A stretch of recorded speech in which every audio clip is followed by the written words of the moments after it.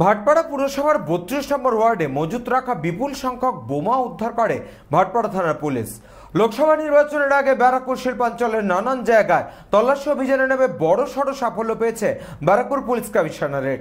জানা গিয়েছে, পুরসভার 32 নম্বর ওয়ার্ডের বিজয়নগর দিঘির পাড় এলাকার পরিত্যক্ত জায়গায় 4টি বড় জারে এবং 3টি বক্সে মজুত রাখা ছিল আনুমানিক 35 থেকে 40টি তাজা বোমা।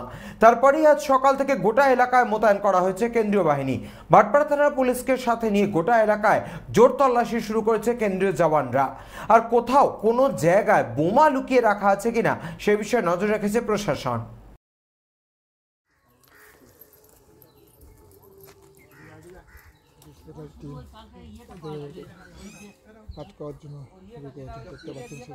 এবং ইতিমধ্যে সেন্ট্রাল পুলিশ বাহিনী এসছেন, পুলিশের র্যাব আছে।